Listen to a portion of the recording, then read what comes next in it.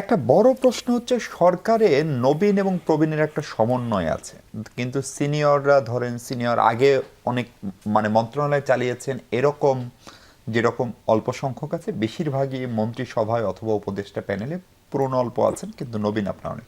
খোদ প্রধানমন্ত্রীও একেবারেই নবীন এমপিও বটে, যদিও তার পারিবারিক রাজনৈতিক ব্যাকগ্রাউন্ড আছে, তিনি হয়তো দল চালিয়েছেন অনেকদিন ধরে, তিনি দীর্ঘদিন দেশে থাকার তার সুযোগ হয়নি, ফলে একদম আপনার হিউম্যান কমিউনিকেশন যেটা সেটা হয়নি।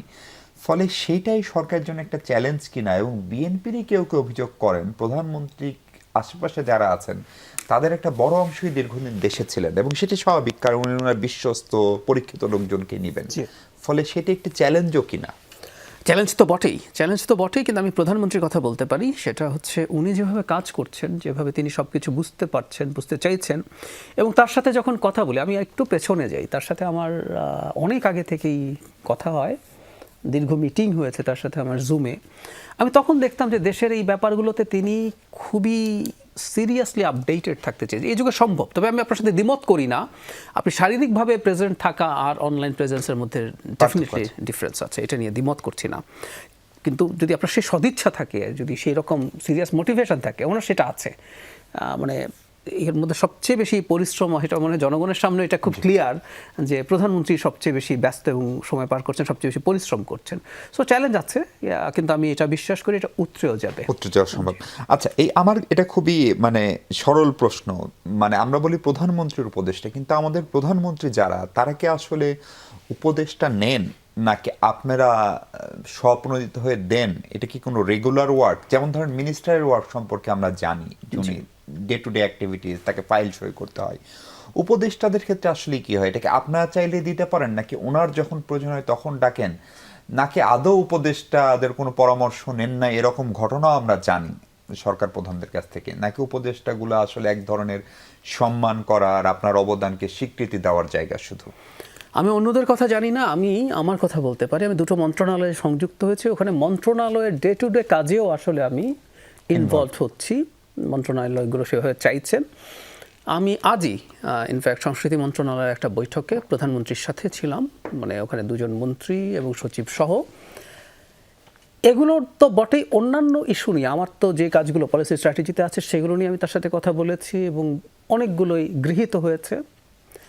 এবং উনি নিজে স্বতঃপ্রণোদিত হয়ে কোনো কাজও অ্যাসাইন করেন। উনি আমাকে সেরকম একটা কাজ আজই আবার অ্যাসাইন করেছেন, সেটা নিয়ে ওনার সাথে আমি আবার কয়েকদিন পর বসতে হবে। সো আমি অন্তত দেখছি যে তিনি, মানে আমরা যারা আছি, আমি অন্যদের কথাও আপনি যদি দেখেন, অন্যরাও যথেষ্ট অ্যাক্টিভলি বিভিন্ন জায়গায় কাজ করছেন, প্রধানমন্ত্রীকে উপদেশ দিচ্ছেন, পরামর্শ দিচ্ছেন, এবং ওনার মধ্যে ওই মানসিকতা আছে, উনি মতামত নিতে চান, সেটার ভিত্তিতে সিদ্ধান্ত। অন্তত আমি আমারটা তো আমি স্পষ্টভাবে বলতে পারি। কেন এই প্রশ্নটা করলাম, আপনি নিজেও দেখেছেন, ধরেন সয়াবিনের ক্রাইসিস থেকে শুরু করে পেঁয়াজের দাম, লবণের দাম, যাই সংকট হতো আমাদের দেশের বাস্তবতায় আমরা দেখেছি যে খোদ মন্ত্রীরাই বলতেন প্রধানমন্ত্রী বিষয়টি দেখভাল করছেন। অথবা এবারও ধরেন ঈদের আগে যখন একটা লঞ্চ উঠতে গিয়ে, বাসটা যখন ফেরিতে উঠতে গিয়ে, তখন ডিসি সাহেব বলছেন প্রধানমন্ত্রী ডিসি সাহেবকে ফোন করেছেন, উনি নিজে তদারকি করছেন।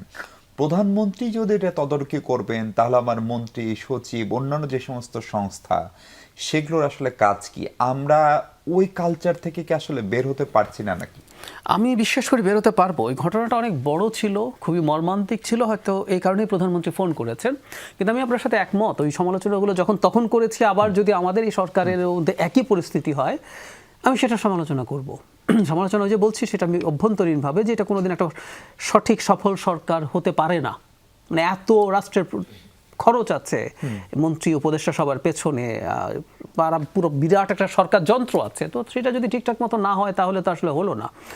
আমি তার মধ্যে খেয়াল করেছি যে তিনি প্রধানমন্ত্রী হিসেবে মাঝে মাঝে, যেমন এই যে আজকে যে বৈঠকটা হলো, সেই বৈঠকে তিনি জানতে চাইছেন কি হলো, কদ্দূর হলো।